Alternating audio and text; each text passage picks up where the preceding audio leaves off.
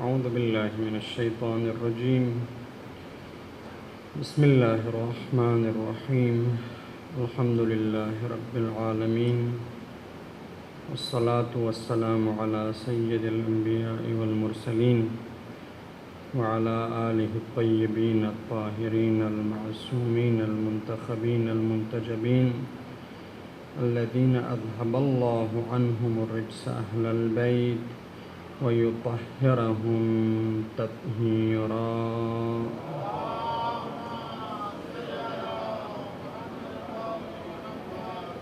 أما بعد، فقال الإمام حسين بن علي عليه السلام: أني لم أخرج أشرا ولا بطرا ولا مفسدا ولا ظالما، وإنما خرجت لطلب الإصلاح في أمة جدي، أريد أن آمر بالمعروف وأنهى عن المنكر وأسير بسيرة جدي وأبي علي بن أبي طالب عليه السلام صلوات.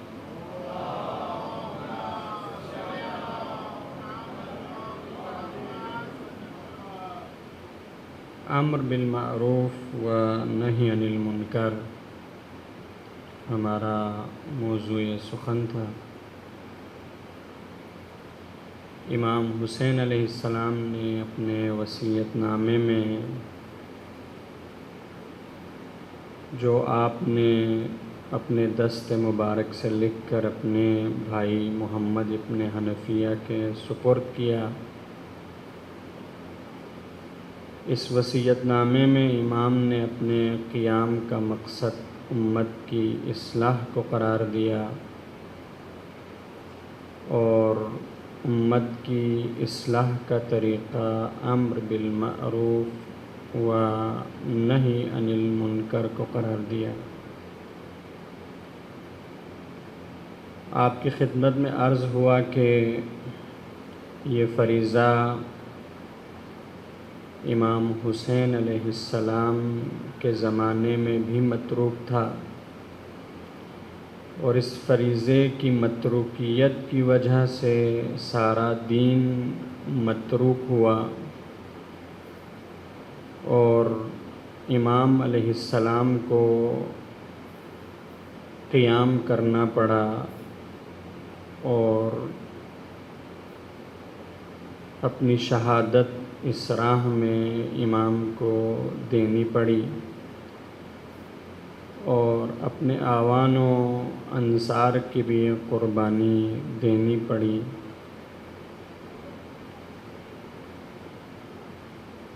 اور جس طرح 61 ہجری میں یہ فریضہ متروک تھا، آج 1400 سالوں کے بعد کربلا کو گزر چکے ہیں، یہ فریضہ متروک ہے، یہ فریضہ معاشرے میں ہمیں نظر نہیں آتا ہے، بلکہ معروف منکر میں بدل گیا ہے اور منکر معروف میں تبدیل ہو گیا ہے۔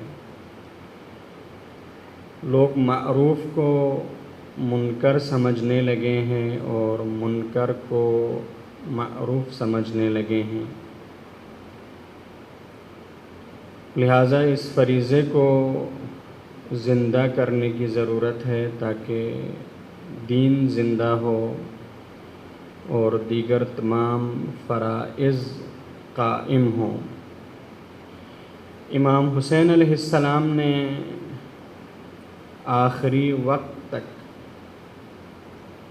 اپنی شہادت تک، عصر عاشور تک امر بالمعروف کیا اور نہی عن المنکر کی۔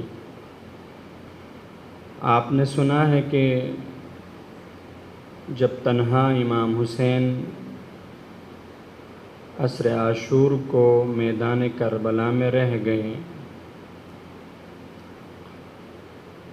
تو اس وقت بھی امام نے لشکر عمر سعد کو امر بالمعروف و نہی عن المنکر کا فریضہ یاد دلایا۔ جب لعینوں نے دیکھا کہ حسین ابن علی کا مقابلہ نہیں ہو سکتا، جنگ تنہا حسین سے بھی نہیں جیت سکتے، تو عمر سعد نے حکم دیا کہ اب خیام پر حملہ کرو، خیموں پر حملہ کرو۔ اس وقت امام حسین نے فرمایا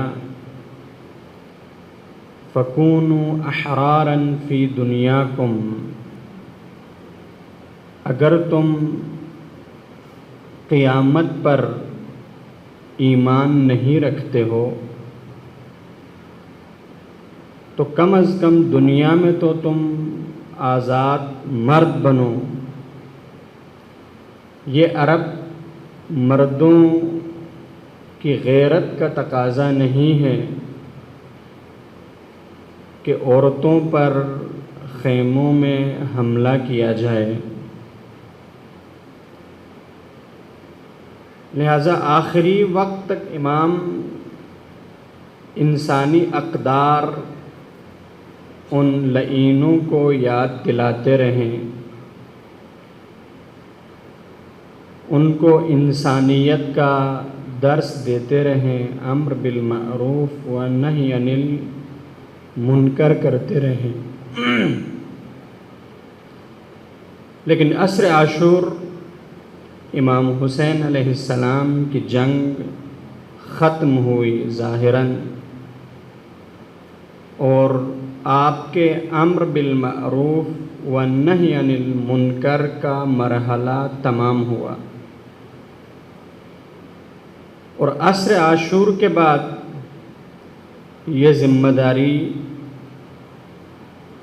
بنت زہرا عالمہ غیر معلمہ فہمہ غیر مفہمہ عصمت صغرا حضرت زینب علیہ سلام اللہ علیہا کے کندھوں پر آئی۔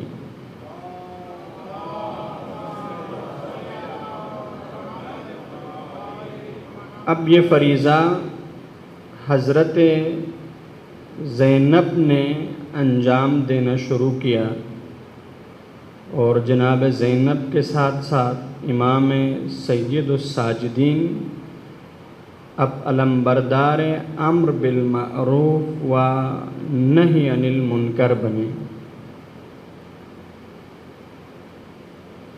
اور کربلا کے بعد مرحلہ دشوار تر تھا۔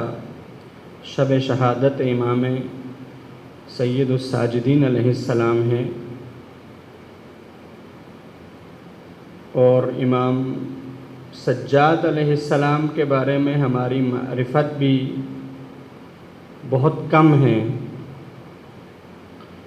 اور ہمارے ذہن میں یہ تصور ہے کہ ایک بیمار امام ہے، ایک لاچار امام ہے،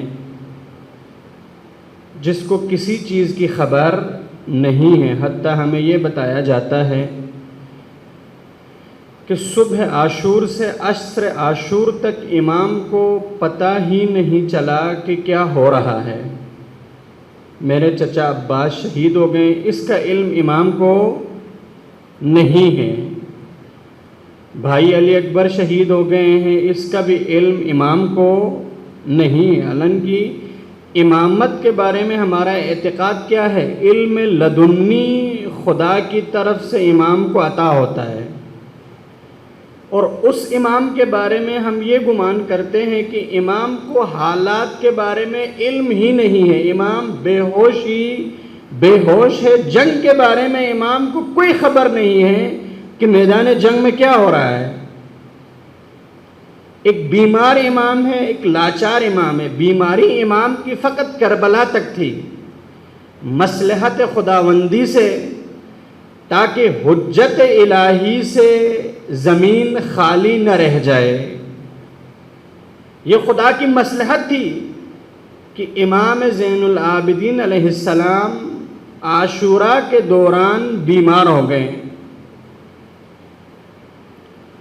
لیکن ساری زندگی بستر بیماری پر امام نہیں رہے۔ کربلا کے بعد 34 سال امام زین العابدین علیہ السلام زندہ رہے، 61 ہجری میں کربلا کا سانحہ ہوا اور 95 ہجری میں امام کی شہادت ہوئی، تو 34 یا 35 سال امام کربلا کے بعد بھی زندہ رہے، اور کربلا کے بعد امام کی مصیبت میں اضافہ ہوا، امام کی مشکلات میں اضافہ ہوا۔ میں روایات آپ کی خدمت میں خود امام علیہ السلام کے کلام سے عرض کروں گا کہ امام کی مشکل کیا تھی۔ امام فرماتے ہیں کہ کربلا کے بعد میری یہ حالت تھی کہ لوگ ہماری بات سننے کو تیار نہیں تھے، جیسے آج لوگ حق سننے کو تیار نہیں ہیں، ہر اینڈ شینڈ سننے کو تیار ہے لیکن حق سننے کو تیار نہیں ہے، قرآن سننے کو تیار نہیں ہے، حدیث سننے کو تیار نہیں ہے، حتیٰ مجالس امام حسین میں کلام حسین ابن علی سننے کو تیار نہیں، اپنی پسند کی بات سنتے ہیں، تفریح ان کو پسند ہے، ادھر ادھر کی ساری باتیں پسند ہے، من گھڑت باتیں پسند ہے، لیکن امام کا کلام جو حقائق پر مبنی ہے، جس سے ہماری اپنی ذمہ داری کا اندازہ ہوتا ہے، جس سے ہمیں یہ پتہ چلتا ہے کہ ناحق کو دیکھتے ہوئے ہمیں خاموش رہنے کا حق حاصل نہیں ہے، ہم غیر جانبدار کسی بھی صورت میں نہیں رہ سکتے ہیں، ہم باطل سے آنکھ نہیں چرا سکتے ہیں، ہم ظلم کو دیکھتے ہوئے آنکھیں بند نہیں کر سکتے ہیں۔ لہٰذا آج جو حالت ہے، امام زین العابدین کے زمانے میں بھی حالت ویسی تھی۔ اب میں امام کا اپنا فرمان آپ کی خدمت میں عرض کروں کہ کربلا کے بعد امام فرماتے ہیں کہ ایسی حالت تھی، لوگ ایسے ہو گئے تھے کہ ما ندری کیف نصنع بالناس، امام فرماتے ہیں کہ مجھے سمجھ میں نہیں آ رہا تھا کہ لوگوں کے ساتھ کیا کیا جائے، ما ندری کیف نصنع بالناس، ہمیں یہ سمجھ نہیں آ رہی تھی کہ لوگوں کے ساتھ کرے کیا، وہ کیسے؟ فرماتے ان حدثنا، اگر ہم کوئی حدیث بیان کرتے تھے، ان حدثنا، اگر ہم کوئی حدیث بیان کرتے جو ہم نے رسول اللہ سے سنی ہے،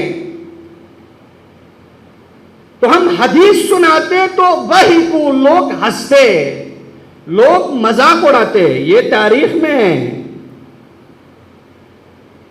امام رسول اللہ کی حدیث لوگوں کو سناتے تو لوگ ہنسنے لگتے، مذاق اڑاتے، حتیٰ کہتے کہ آپ نے یہ بات ٹھیک نہیں کی۔ ایک مجلس میں امام نے حدیث سنائی، ایک آدمی اٹھ کے کھڑا ہوا، کہا کہ آپ یہ بات غلط کر رہے ہیں، آپ کی یہ بات درست نہیں ہے، آپ غلط حدیث پڑھ رہے ہیں، یہ امام کو کہا گیا، امام سید الساجدین کو۔ اب آپ اندازہ کریں کہ کربلا میں لوگ کیوں نہیں آئے، امام حسین کی بات کسی نے نہیں سنی، صرف 72 کے علاوہ مسلمانوں کی کیوں کمی تھی 61 ہجری میں، 60 ہجری میں، مدینہ میں، کوفہ میں، مکہ میں، یمن میں، حجاز میں آیا کم مسلمان تھے؟ شاید 30-40 ممالک پر سرزمین اسلامی پھیلی ہوئی تھی، ان 30-40 ممالک میں کتنے مسلمان ہوں گے، لیکن امام کو سننے والے کتنے ہیں، امام کی بات پر عمل کرنے والے کتنے ہیں، امام کے ساتھ چلنے والے کتنے ہیں؟ ہاں البتہ امام کے ہمدرد تھے، جیسے آج ہم بھی امام کے ہمدرد ہیں، امام کے عقیدت مند تھے جیسے ہم آج امام کے عقیدت مند ہیں، امام سے محبت کرنے والے تھے جیسے ہم آج امام سے محبت کرنے والے، لیکن امام کہیں، امام یہ حکم دے میرے پیچھے چلیں، میں جہاں جا رہا ہوں وہیں تو بھی جائیں، میں جس کو للکار رہا ہوں اسی کو تو بھی للکارے، میں جس کو باطل کہہ رہا ہوں اس کو تو بھی باطل کہیں، میں جس کے مقابلے میں کھڑا ہوں اور تو بھی اس کے مقابلے میں کھڑا ہو جائے۔ تو کتنے لوگ ہیں جو حق کو حق کہے اور باطل کو باطل کہے، جو یزید کو غاصب کہے اور امام سے کہے کہ آپ حق پر ہیں، ہم ہر قدم آپ کے ساتھ اٹھانے کو تیار ہیں، حتیٰ اپنی جان بھی آپ کے ساتھ دینے کو تیار ہیں۔ یہ لوگ آج بھی ناپید ہیں، ایسے لوگ آج بھی معاشرے میں نہیں، اسی لیے تو معاشرہ تباہی کے دہانے پر پہنچ گیا ہے۔ امام فرماتے ہیں، امام سید الساجدین علیہ السلام شب شہادت ہے، امام سجاد علیہ السلام فرماتے ما ندری کیف نصنع بالناس، ہمیں نہیں سمجھ آتی کہ لوگوں کے ساتھ کیا کیا جائے۔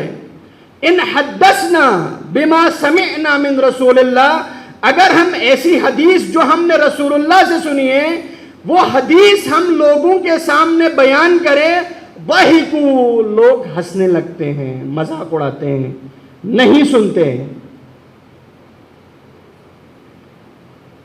اور وَإِن سَكَتْنَا، اور اگر ہم حدیث بیان نہ کریں، لم یسع، یہ کام ہم سے ہو ہی نہیں سکتا۔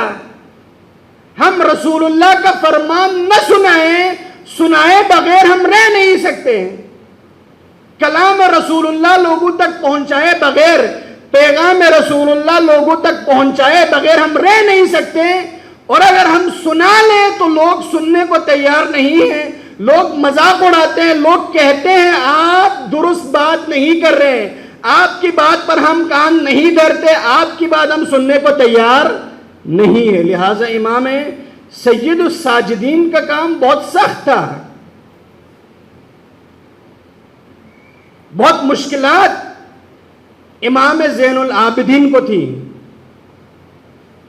لیکن کیسے امام نے اپنا فریضہ انجام دیا۔ اور امام حدیث بھی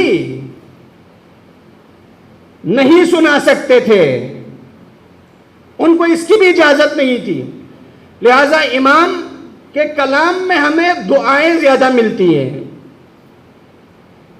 امام پھر بھی پیچھے نہیں ہٹے، کوئی امام اپنے فریضے سے دستبردار نہیں ہوا، کسی امام نے اپنا فریضہ انجام دینے میں کوئی بہانہ نہیں کیا۔ جیسے حالات تھے ان حالات میں جیسی تبلیغ ہو سکتی تھی اسی طرح سے ہر امام نے تبلیغ کی، لیکن ایک دن کے لیے اپنا فریضہ ترک نہیں کیا۔ ہم کتنے بہانے باز ہیں، ہم کتنے بہانے گڑھتے ہیں، ہم کیا کیا باتیں لے آتے ہیں کہ ان حالات میں، پاکستان میں یہاں کے معروضی حالات کو دیکھتے ہوئے ہم کسی کام کے قابل نہیں ہیں، ہم یہ کام نہیں کر سکتے، ہم وہ کام نہیں کر سکتے۔ آیا امام سید الساجدین سے زیادہ مشکلات ہمیں اور آپ کو درپیش ہیں؟ گٹھن کا ماحول تھا۔ کربلا کے بعد کیا ہوا، یزید نے کیا کیا، یہ تاریخ میں موجود ہے۔ مدینہ پر چڑھائی کر دی، کیوں؟ مدینہ کے اندر بعض لوگوں نے یزید کے خلاف بغاوت کر دی، اور جو کچھ کربلا میں ظلم ہوا تھا اور جو کچھ انہوں نے یزید کے بارے میں سنا بعد از کربلا، بعض لوگ تائید کے لیے، یہ دیکھنے کے لیے کہ آیا جو کچھ یزید کے بارے میں بیان ہو رہا ہے، کہہ رہے ہیں، آیا یزید ویسے ہی ہے، وہ دیکھنے کے لیے شام گئے، یزید کو دیکھنے، یزید کے کردار کو دیکھنے، یزید کے کرتوتوں کو دیکھنے۔ شام جانے کے بعد جب وہ مدینہ واپس آئے، انہوں نے کہا کہ جتنا عرصہ ہم نے شام میں گزارا، ہم یہی ڈر رہے تھے کہ کہیں آسمان سے ہم پر پتھر نہ برس جائے۔ ہم ایسا نظام دیکھ آئے ہیں، ہم ایسے حکمران کو دیکھ آئے ہیں، ہم ایسے فاسقانہ فاجرانہ نظام کو اپنی آنکھوں سے مشاہدہ کر آئے ہیں، ان کے جرائم اس قدر زیادہ ہیں، وہ پلید حکومت اس قدر ظالم ہے کہ ہمیں یہ ڈر رہا کہ جب تک ہم شام میں ہیں کہیں خدا آسمان سے ہم پر پتھر نہ برسائیں۔ یہ یزید کا کردار تھا جو مدینہ کے بزرگوں نے شام میں جا کر دیکھا، پھر مدینہ آئے۔ مدینہ میں یزید کے خلاف بغاوت ہوئی، یزید نے چڑھائی کر دی مدینہ پہ، 3 دن کے لیے مدینہ کو لشکر یزید کے لیے حلال قرار دیا۔ یہ تاریخ میں ہے۔ اور مدینہ کی تمام عورتیں لشکر یزید کے لیے حلال ہو گئیں. تاریخ کہتی ہے کہ ہزاروں حرام بچے اس سال مدینہ کے اندر پیدا ہوئے. سینکڑوں اصحاب رسول کا خون بہایا گیا. مسجد النبی کو استبل بنایا گیا, گھوڑے وہاں باندھے گئے. اور اس نے یہیں پر اکتفا نہیں کیا, پھر اس نے مکہ پر بھی حملہ کر دیا. کعبۃ اللہ پر منجنیق سے اس نے حملہ کیا, کعبے کو مسمار کر دیا. یہ یزید کا کردار ہے. اتنا یزید نے ظلم کیا ہے. اور ان حالات میں امام علیہ السلام اپنی ذمہ داری سے پیچھے نہیں ہٹ رہے ہیں. امام نے کیا کیا؟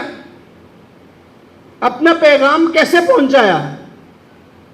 ایک عزا کے ذریعے سے اور دوسرا دعا کے ذریعے سے. عزا اور دعا یہ سنت امام سید الساجدین علیہ السلام ہے.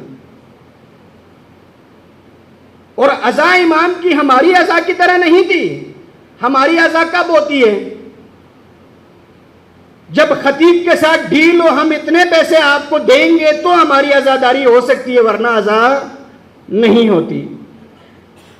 وہ کہتا ہے میں کراچی سے آ رہا ہوں, ریٹرن ٹکٹ بھیجو تو میں آؤں گا, ورنہ مجلس کے لیے نہیں آؤں گا. یہ عام طور پر ہماری عزاداری. یہاں آپ کے یہاں شاید ایسے نہ ہوتا ہو, لیکن 80-90% ہماری مجلس اور عزاداری اس طرح سے ہوتی ہے.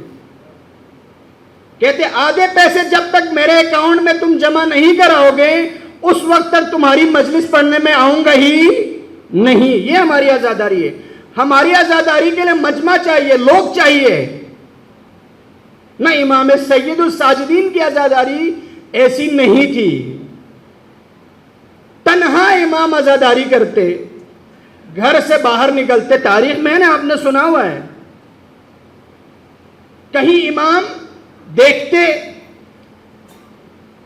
کوئی شخص کسی جانور کو ذبح کر رہا ہے, امام اس کے قریب تشریف لے جاتے, اس سے فرماتے بتاؤ یہ جس جانور کو تم ذبح کر رہے ہو آیا اس کو پانی پلایا ہے کہ نہیں پلایا؟ وہ جواب دیتا مولا ہم اس قدر بھی شریعت محمدی سے ناآشنا نہیں ہیں. ہمیں اتنا تو معلوم ہے کہ جانور کو ذبح کرنے سے پہلے پانی پلایا جاتا ہے. جب وہ شخص یہ کہتا, امام کربلا کی طرف رخ کر کے کہتے ہیں السلام علیک یا ابا عبداللہ, اے میرے بابا جان آپ پر میرا سلام ہو.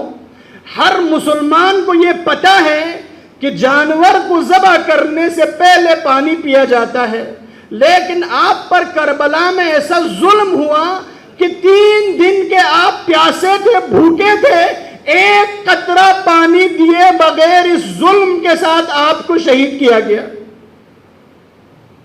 مسلمان جانور کو بھی پانی پیے بغیر ذبح نہیں کرتا, لیکن آل رسول کو کس طرح سے کربلا میں ذبح کیا.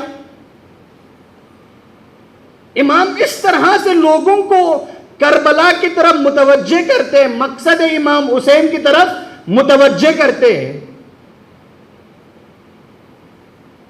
کوئی غریب الوطن امام کو نظر آتا اور وہ اپنی غریب الوطنی پر رو رہا ہوتا, امام اس کے پاس جاتے, پوچھتے لگتا ہے کہ تو غریب الوطن ہے, تو دیار غیر میں آیا ہوا ہے, یہ تیرا شعر نہیں ہے. تو وہ اپنی مشکلات بیان کرتا تو امام اس سے پوچھتے آیا حسین ابن علی سے زیادہ تیری مشکل بڑی ہے؟ اگر تو غریب الوطن ہے تو اگر تو یہاں دیار غیر میں مر جائے تو کوئی تجھے کفن دے گا یا نہیں؟ کوئی تیرا جنازہ پڑھے گا یا نہیں؟ تو وہ کہتا ہے یہاں کے لوگ اتنے برے نہیں ہیں کہ میں یہاں اگر مر جاؤں تو مجھے غسل نہ دے, کفن نہ دے، میرا جنازہ نہ پڑھے، اس وقت امام پھر کربلا کا رخ کر کے امام کو یاد کرتے کہ جو آپ پر ظلم ہوا کسی پر نہیں ہوا، آپ کو شہید کیا گیا، کسی نے آپ کو غسل نہیں دیا، کسی نے آپ کو کفن نہیں پہنایا، اور کسی نے آپ کا جنازہ نہیں پڑھا۔ یہ کتنی غربت ہے! آیا اس سے زیادہ تو غریب ہے؟ آیا حسین ابن علی میرے بابا سے زیادہ تو عالم غربت میں ہے؟ تجھے کم از کم یہ تو یقین ہے کہ تجھے مرنے کے بعد غسل دیا جائے گا، کفن دیا جائے گا، اور تیری نماز جنازہ ہوگی۔ لیکن آل رسول ہوا نے ریت کو ان کے لیے کفن بنا دیا۔ اس طرح ان لوگوں کا موضوع ہی امام بدل دیتے، کربلا کی طرف ان کا رخ تبدیل کرتے۔ یہ عزائے امام زین العابدین علیہ السلام ہے۔ کہیں بھی کسی محفل میں، کسی مجلس میں امام پہنچتے تو اس مجلس کا موضوع تبدیل کر کے کربلا کی طرف ان کو موڑ دیتے ہیں۔ یہ عزائے حسین، عزائے امام زین العابدین علیہ السلام ہے۔ اور دوسری چیز کیا ہے؟ دعا۔ صحیفہ سجادیہ امام کی دعاؤں کی کتاب ہے۔ اس میں آپ دیکھیں کس طرح سے امام نے اپنا پیغام پہنچایا، ظالم حکمرانوں سے دعا کے قالب میں لوگوں کو دور کرنے کی کوشش کی، خاموش لوگوں کو، لا تعلق لوگوں کو، دنیا پرستوں کو دنیا سے دور رہنے کی تعلیم دعاؤں کے ذریعے سے دی۔ کیوں؟ اس لیے کہ اس وقت لوگوں کی سب سے بڑی مشکل کیا تھی؟ دنیا۔ امام حسین نے بھی فرمایا کہ یہ میرے قاتل کیوں بن گئے ہیں، یہ میرے خون پینے کے لیے کیوں آئے ہیں، یہ مجھے شہید کرنے کو تیار کیوں ہیں؟ فرمایا کہ الناس عبید الدنیا، لوگ دنیا کے بندے ہیں، ان کو دین نہیں چاہیے، ان کو دنیا چاہیے۔ وَالدِّينُ لَائِقٌ عَلَىٰ أَلْسِنَتِهِمْ، دین ان کی زبان کا ذائقہ اور چسکا ہے، دین ان کے لیے چیونگم کی طرح ہے۔ انسان چیونگم کھاتا ہے نا، چیونگم کو منہ میں کب تک رکھتا ہے؟ جب تک اس کا ذائقہ باقی ہو۔ جب چیونگم کا ذائقہ ختم ہو جائے اس کو تھوک دیتے ہیں، پھینک دیتے ہیں، ڈسٹ بن میں گرا دیتے ہیں۔ تو امام فرماتے ہیں کہ تم نے دین کو بھی ایسے ہی سمجھا ہوا ہے۔ یحوطون ما درت معائشہم، تم دین دین دین دین کرتے ہو اس وقت تک جب تک تمہاری معیشت دین کے ذریعے سے چل رہی ہو، تم دین کے ذریعے سے جب تک دنیا کما رہے ہو تم دین کا نام لیتے ہو۔ اذا محسوا بالبلاء قل الدیانون، جب امتحان کی گھڑی آ جائے تو اس وقت دیندار گنے چنے رہ جاتے ہیں، بہت کم رہ جاتے ہیں۔ کربلا امتحان کی گھڑی تھی، امام حسین کا ساتھ کسی نے نہیں دیا تو امام زین العابدین کے ساتھ کوئی بھی نہیں تھا۔ شیعہ بھی بعد از کربلا امام کے ساتھ نہیں تھے، شیعوں نے اپنی پارٹیاں بنائی ہوئی تھی، رابطہ نہیں کرتے، امام کے پاس نہیں آتے۔ اسی لیے تو امام نے فرمایا ما ندری کیف نصنع بالناس، ہمیں نہیں سمجھ میں یہ بات آتی کہ ہم لوگوں کے ساتھ کیا کریں۔ ان حدثنا مما سمعنا من رسول اللہ، اگر ہم وہ حدیث بیان کریں جو ہم نے رسول اللہ سے سنی ہے تو ضحکوا، یہ ہنستے ہیں، یہ مذاق اڑاتے ہیں، سنتے نہیں ہیں۔ وَإِن سَكَتْنَا لَمْ يَسَعْ، اور کہے بغیر ہم رہ نہیں سکتے، رسول اللہ کی بات پہنچائے بغیر ہم بیٹھ نہیں سکتے، پھر ہم امام کیا ہے، کس چیز کے ہیں، پھر ہم پیشوا کس لیے ہیں۔ تو تاریخ بھر میں ائمہ علیہ السلام کے ساتھ یہ المیہ رہا کہ لوگوں نے ائمہ علیہم السلام کو نظر انداز کیے رکھا، نظام امامت و ولایت کو نظر انداز کر کے رکھا۔ ہاں عقیدت بے شک امام سے ہے، لیکن ہمیں امام کا نظام نہیں چاہیے، امام کا سسٹم نہیں چاہیے، امام کی تعلیمات نہیں چاہیے، امام کی سیرت نہیں چاہیے، امام کا کردار نہیں چاہیے، امام کے راستے پر ہم چلنا نہیں چاہتے ہیں۔ محبت آپ سے بہت زیادہ ہے، عقیدت آپ سے لازوال ہے، نہ ختم ہونے والی عقیدت ہم آپ سے رکھتے ہیں۔ ہمدردی بہت بڑی ہے ہماری، لیکن ہمدردی کے ساتھ ہم آپ کے ہمراہی نہیں ہیں، آپ کے ہم سفر نہیں ہیں، آپ کے ہم مقصد نہیں ہیں۔ ہمدرد ہونا کوئی بڑی بات نہیں ہے، ہمراہ ہونا، ہم سفر ہونا، ہم مقصد ہونا، یہ اہم بات ہے کہ ہمارا مقصد وہی ہو جو امام زین العابدین کا ہو، ہمارا سفر وہی ہو جو امام زین العابدین کا ہو، اور ہمارا راستہ وہی ہو جو امام زین العابدین کا ہو، یہ اہم ہے۔ اور امام زین العابدین کا راستہ کیا ہے؟ ایک تو لوگوں کو دنیا سے دور کرنا، اس کا نمونہ میں کلام امام سے آپ کی خدمت میں عرض کروں گا، بر محمد و آل محمد صلوات۔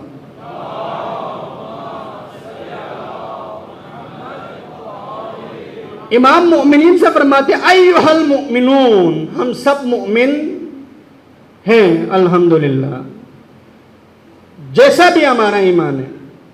ہم سے امام خطاب فرما رہے ہیں ایھا المؤمنون لا یفتننکم الطواغیت واتباعہم، خبردار تمہیں طواغیت اور ان کے پیروکار فتنے میں نہ ڈالیں، شیطانی حکومتیں، غیر الہی حکومتیں، یا اس وقت کے لوگوں سے امام خطاب فرما رہے ہیں بنی امیہ کی حکومت تمہیں فتنے میں نہ ڈالیں۔ لا یفتننکم الطواغیت واتباعہم، ان کے پیروکار، اور وہ لوگ کس طرح کے ہیں؟ من اہل الرغبت فی الدنیا، جو دنیا کی رغبت رکھتے ہیں۔ دنیا کی رغبت رکھنے والے تمہیں امتحان میں نہ ڈالے، تمہیں مشکل میں نہ ڈالے، تمہیں فتنے میں نہ ڈالے، تم ہوشیار رہو۔ دنیا کی مشکل کوئی معمولی مشکل نہیں ہے، بہت بڑی مشکل ہے۔ دنیا کا مقابلہ کرنا یہ جوان مردوں کا کام ہے۔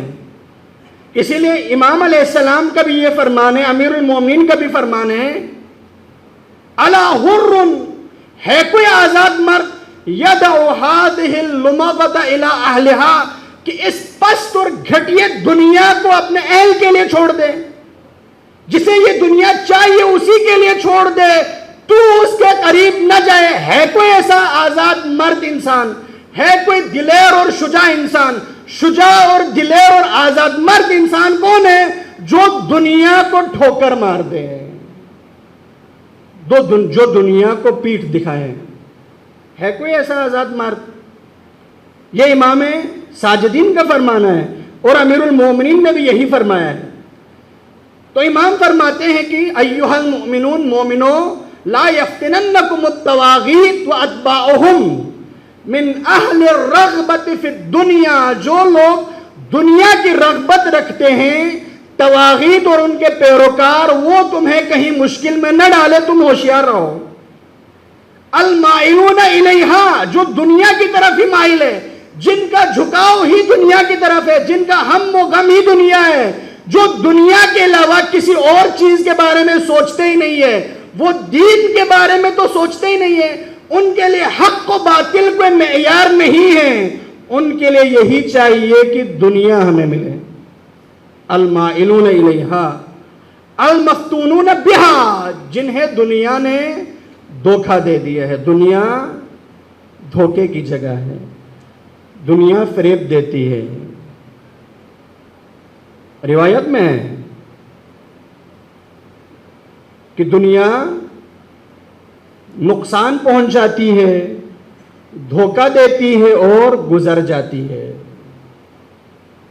دنیا ہمیشہ رہنے والی چیز نہیں ہے، یہ تمہیں فریب دینے کے لیے ہے، یہ تمہیں دھوکہ دینے کے لیے ہے، پھر چپکے سے گزر جانے کے لیے ہے۔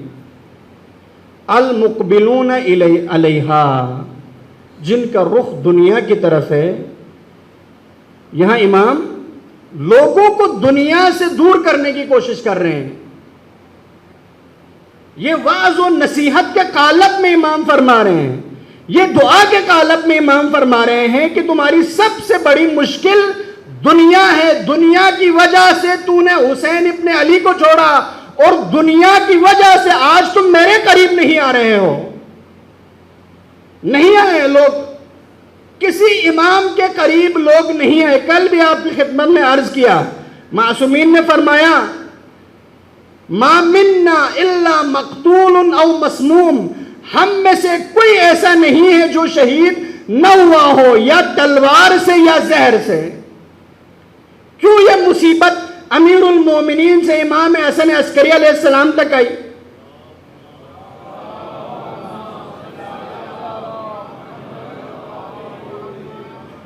کیوں امام زمانہ علیہ السلام پردہ غیبت میں تشریف لے گئے؟ اس لیے کہ امام کے ساتھی کوئی نہیں تھے، امام کا دفاع کرنے والا نہیں تھا، امام کے حق کے لیے لڑنے والا کوئی نہیں تھا، چاروں طرف دشمن ہی دشمن تھے۔ خدا نے یہ مصلحت سمجھ لی کہ حجت خدا کو اپنے پاس بلا لے، لہذا ایام عزا ان کا فلسفہ یہ ہے کہ ہم امامت کی نصرت کے لیے تیار ہو، ہم امام کے راستے پر چلنے کے لیے تیار ہو۔ ہمارے بارے میں امام سید الساجدین یہ نہ فرمائیں ما ندری کیف نصنع بالناس، مجھے ان کے بارے میں سمجھ نہیں آ رہی کہ ان کے ساتھ کیا کریں، ان کو حدیث بیان کرے یا نہ کرے، ان کو رسول اللہ کی بات پہنچائے یا نہ پہنچائے۔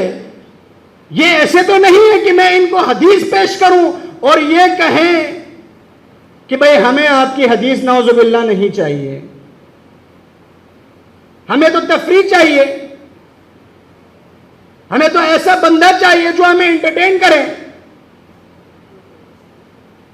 بغیر ذمہ داریاں ہمارے کندھوں پہ ڈالے، ہمیں ڈائریکٹ جنت تک پہنچا کر چلا جائے، ایسا آدمی چاہیے۔ ہمارا امتحان لینے والا ہمیں پسند نہیں ہے، ہمیں ذمہ داریاں بتانے والا پسند نہیں ہے، ہمیں اپنا مقصد بتانے والا ہمیں پسند نہیں ہے، ہمیں یزیدیت سے مقابلہ کرنے کا درس دینے والا ہمیں پسند نہیں ہے۔ تو امام نے ایک تو لوگوں کی اخلاقی تربیت کی، لوگوں کو توحید کی طرف دعوت دی، لوگوں کو رسالت کی طرف دعوت دی، لوگوں کو امامت کی طرف امام نے دعوت دی دعاؤں کی شکل میں۔ اور پھر کیا کیا؟ پھر یہ کہ نظام ظلم سے، بنی امیہ سے، ان جابروں اور ستمگروں سے لوگوں کو دور کیا۔ یہ بھی امام نے دعاؤں کے ذریعے سے کیا۔ یہی جو حدیث میں نے بیان کی، ایھا المؤمنون لا یفتننکم الطواغیت واتباعہم، خبردار ہو جاؤ مومنوں کہ طواغیت، نظام ظلم تمہیں گمراہ نہ کریں۔ اور تیسرا کام جو لوگوں کی گمراہی کا باعث ہے، یعنی درباری علماء، سرکاری علماء جو نظام ظلم کے اندر رہ کر ان کے ہر ظلم کو جواز دے رہے ہیں، ایسے علماء کے ساتھ امام نے مقابلہ کیا، ان کو بے نقاب کیا۔ وہ ماجرا آپ کو یاد ہے کہ دربار یزید میں یزید نے ایک سرکاری خطیب کو حکم دیا کہ آپ ممبر پر چڑھ کر کچھ کہیں۔ اس نے ممبر پر چڑھتے ہی کیا کہا؟ حمد اس خدا کے لیے جس نے امیر المؤمنین یزید کو کامیاب کیا اور ان کے خلاف بغاوت کرنے والوں کو سرنگون کیا اور شکست دی.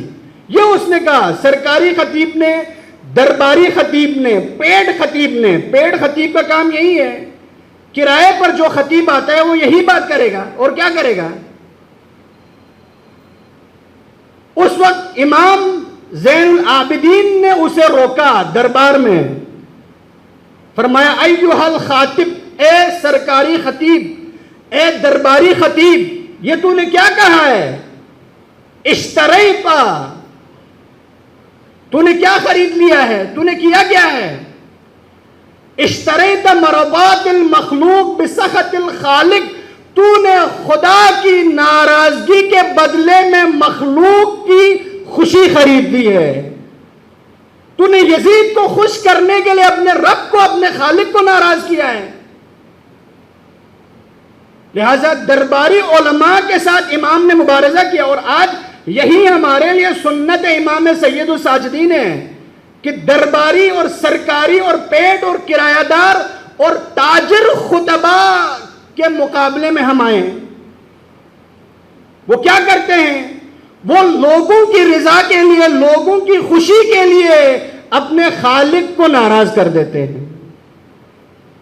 ایھا الخاطب اشتریتا مرضات المخلوق بسخط الخالق, تو نے مخلوق کو راضی رکھنے کے لیے اپنے خالق کو ناراض کر دیا ہے. ان میں سے ایک, اس کو خط بھی لکھا, ابھی ہمارے پاس فرصت نہیں ہے, محمد ابن شہاب زہری, امام کا یہ شاگرد تھا. بعد میں یہ بنی امیہ کی مشینری کے ساتھ جا ملا. امام نے ایک طولانی خط اسے لکھا کہ ان کے مظالم کے لیے تم پل کا کردار ادا کر رہے ہو, ان کے ظلم کی چکی کی کیل کا کردار تم ادا کر رہے ہو. تمہاری وجہ سے دیگر علماء شک اور تردید میں پڑ رہے ہیں. گمراہ لوگ تمہاری وجہ سے اس نظام ظلم کی طرف مائل ہو رہے ہیں. یہ سنت امام سید الساجدین ہے, یہ کردار امام سید الساجدین ہے کہ دعاؤں کے قالب میں امام نے ظالمین کو رسوا کیا اور ساکتین کو بھی, خاموش تماشائی جو لوگ بنے ہوئے تھے, جو دنیا کے پیچھے تھے, ان کو بھی متوجہ کیا. لوگوں نے امام کا ساتھ نہیں دیا. کوفہ میں شیعہ تھے, شیعوں کے 2 بڑے گروہ تھے. انہوں نے خود قیام کیا لیکن امام کے پاس نہیں آئے. ہاں البتہ اپنا فیصلہ کر کے, اپنا کام کر کے امام سے تائید لینے کی وہ کوشش کرتے تھے کہ آپ ہمارے اس عمل کی تائید کریں, ہمارے اس کام کی تائید کریں, ہمارے اس اقدام کی تائید کریں, ہمارے اس فیصلے کی تائید کریں. لیکن امام کو امام سمجھ کر امام کی خدمت میں نہیں آتے تھے. یہ مظلومیت امام زین العابدین علیہ السلام ہے. حتی شیعہ امام کے گرد جمع نہیں تھے, امام کی بات سننے کو تیار نہیں تھے, جیسے دنیا کا حال ہے کہ شیعہ کو امام کی بات پسند نہیں ہے, خطیب اور ذاکر کی بات پسند ہے. لیکن یہ نقشہ ہمیں تبدیل کرنا ہے. اگر واقعاً ہمیں امام زین العابدین کے ساتھ قیامت میں محشور ہونا ہے تو اس کا تقاضا یہ ہے کہ ہم سنت امام زین العابدین علیہ السلام پر عمل کریں. سنت امام زین العابدین کیا ہے؟ عزا. خرچہ کرنے کی ضرورت نہیں ہے. جگہ جگہ ہم پیغام حسین ابن علی کو پہنچانے کی کوشش کریں, جگہ جگہ. ورنہ آپ دیکھتے ہیں نا میڈیا میں ہر روز امام کے بارے میں کوئی نہ کوئی پروپیگنڈا وہ لے آتے ہیں تاکہ تاریخ کا چہرہ مسخ کرے, کربلا سے لوگوں کو دور کر دے, کربلا کے بارے میں لوگوں کو شک اور تردد میں ڈالے. اور پھر کیا کریں؟ نظام ظلم کے مقابلے میں ہم کھڑے ہو جائیں. اور درباری اور سرکاری خطیبوں کا جینا ہم دو بھر کر دے، ان کو ممبر حسین پر نہ آنے دے۔ وہ خطیب جب ممبر پر آ کر یہ بات کہہ گیا تو امام نے یزید سے کہا کہ اب اس لکڑی پر مجھے بھی چڑھنے دو جس پر سرکاری خطیب بیٹھے، وہ ممبر رسول نہیں ہے۔ جو لوگوں کی پسند کی بات آ کر جس کرسی سے کرے وہ ممبر رسول نہیں ہے، یہ امام نے فرمایا ہے۔ اس لکڑی کے ڈھانچے پر مجھے بھی ذرا جانے دو، امام نے ممبر تک نہیں کہا۔ یہ سنت امام سید الساجدین علیہ السلام۔ لہذا کربلا کے بعد بھی امام کی مظلومیت بڑی تھی، اور سانحہ کربلا سے پہلے بھی امام کی مظلومیت بہت بڑی تھی۔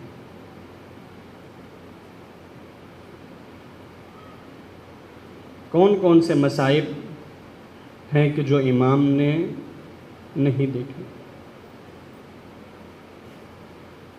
ہم روزمرہ کی مشکلات برداشت نہیں کر سکتے۔ ہمارے جوان بیٹے کا ایکسیڈنٹ ہو جائے تو ہمارے ہوش و حواس گم ہو جاتے ہیں، ہم سے کچھ کیا نہیں جا سکتا۔ لیکن امام سید الساجدین کا کیا حال ہوا ہوگا؟ روایات میں ہے کہ جب امام حسین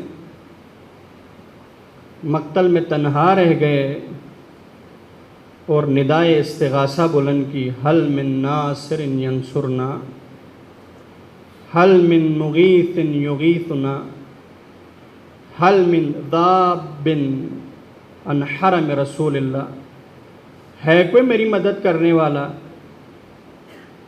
ہے کوئی میری نصرت کو پہنچنے والا، ہے کوئی میری ندا کا جواب دینے والا؟ اس وقت صف اعداء میں کھڑا راوی کہتا ہے کہ میں نے دیکھا کہ خیام حسینی سے ایک جوان نکلتا ہے، اس کے ایک ہاتھ میں تلوار ہے اور دوسرا ہاتھ ایک خاتون کے کندھے پر رکھا ہوا ہے اور مقتل کی طرف آ رہا ہے۔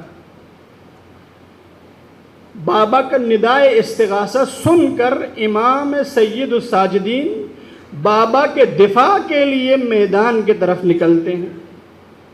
امام نے جب یہ منظر دیکھا، جناب ام کلثوم سے فرمایا، بہن ام کلثوم، حجت خدا کو خیمے میں واپس لے جائیں، ورنہ زمین حجت خدا سے واپس خالی ہو جائے گی۔ جناب ام کلثوم امام زین العابدین کو خیمے میں واپس لے جاتے ہیں۔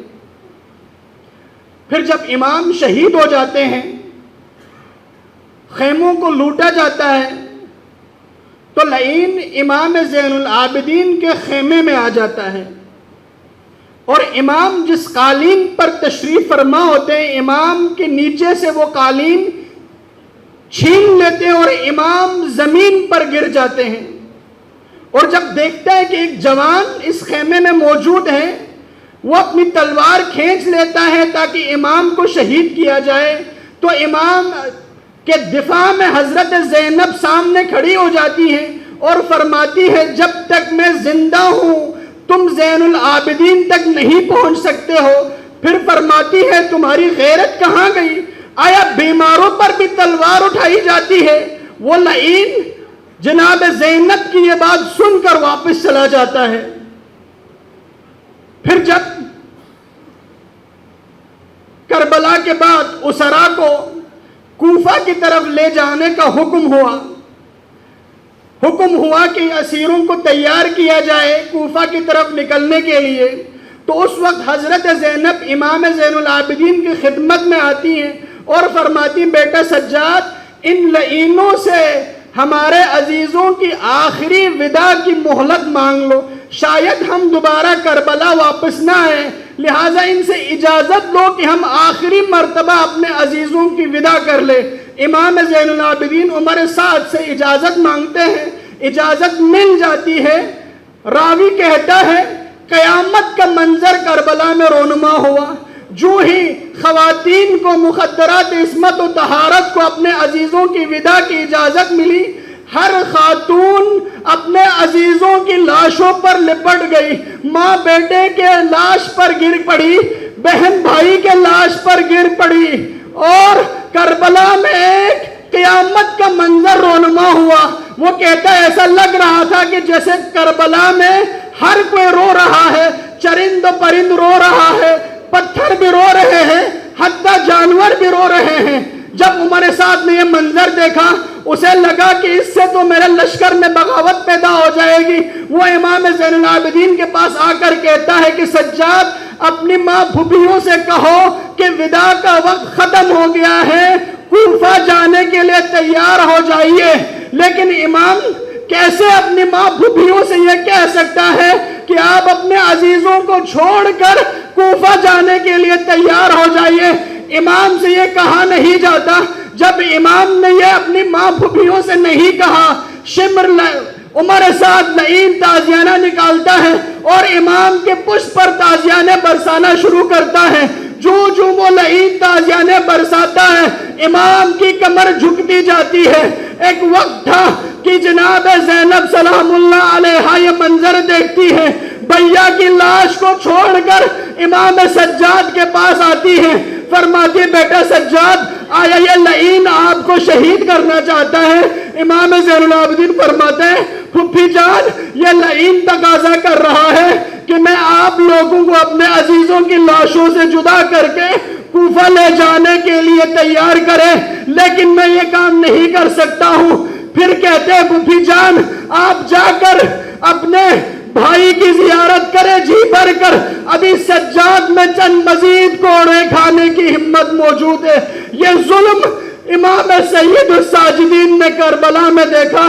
اس کے بعد امام زین العابدین پر جو ظلم ڈھایا گیا وہ اختتام کو نہیں پہنچا، بلکہ سب سے بڑا ظلم امام پر شام میں ہوا۔ جب بھی کوئی امام سے پوچھتا مولا آپ کے لیے سب سے سخت منزل کون سی تھی، آپ کے لیے سب سے مشکل گھڑی کون سی تھی، آپ کی سب سے بڑی مصیبت کون سی تھی، تو امام رو کر فرماتے الشام الشام الشام۔ شام کی منزل بہت کڑی تھی، سخت تھی میرے لیے۔ وہ منزل عزاداروں کون سی تھی؟ جب اسرا کو شام لے جایا گیا، دربار شام کے باہر اسرا کو حکم دیا گیا کہ یہاں روکا جائے۔